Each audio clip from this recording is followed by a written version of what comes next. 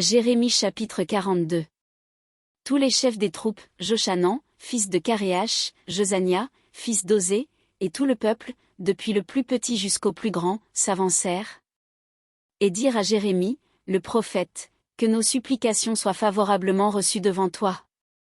Intercède en notre faveur auprès de l'Éternel, ton Dieu, en faveur de tous ceux qui restent, car nous étions beaucoup, et nous restons en petit nombre, comme tes yeux le voient. Et que l'Éternel, ton Dieu, nous montre le chemin que nous devons suivre, et ce que nous avons à faire. Jérémie, le prophète, leur dit, j'entends, voici je vais prier l'Éternel, votre Dieu, selon votre demande, et je vous ferai connaître, sans rien vous cacher, tout ce que l'Éternel vous répondra.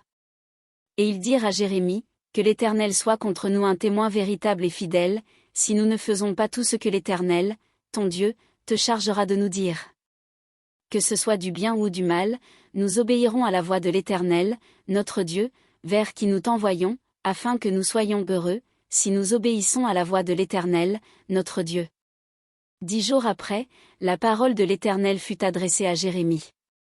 Et Jérémie appela Jochanan, fils de Caréach, tous les chefs des troupes qui étaient avec lui, et tout le peuple, depuis le plus petit jusqu'au plus grand. Il leur dit, ainsi parle l'Éternel, le Dieu d'Israël, vers qui vous m'avez envoyé, pour que je lui présente vos supplications. Si vous restez dans ce pays, je vous y établirai et je ne vous détruirai pas, je vous planterai et je ne vous arracherai pas, car je me repens du mal que je vous ai fait. Ne craignez pas le roi de Babylone, dont vous avez peur, ne le craignez pas, dit l'Éternel, car je suis avec vous pour vous sauver et vous délivrer de sa main. Je lui inspirerai de la compassion pour vous, et il aura pitié de vous, et il vous laissera demeurer dans votre pays. Mais si vous n'obéissez pas à la voix de l'Éternel, votre Dieu, et si vous dites, nous ne resterons pas dans ce pays, non, nous irons au pays d'Égypte, où nous ne verrons point de guerre, où nous n'entendrons pas le son de la trompette, où nous ne manquerons pas de pain, et c'est là que nous habiterons. Alors écoutez la parole de l'Éternel, reste de Juda. Ainsi parle l'Éternel des armées, le Dieu d'Israël, si vous tournez le visage pour aller en Égypte, si vous y allez demeurer. L'épée que vous redoutez vous atteindra là au pays d'Égypte, la famine que vous craignez s'attachera à vous là en Égypte, et vous y mourrez.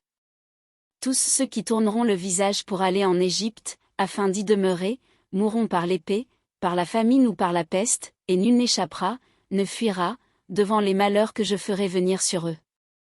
Car ainsi parle l'Éternel des armées, le Dieu d'Israël, de même que ma colère et ma fureur se sont répandues sur les habitants de Jérusalem, de même ma fureur se répandra sur vous, si vous allez en Égypte, vous serez un sujet d'exécration, d'épouvante, de malédiction et d'opprobre, et vous ne verrez plus ce lieu.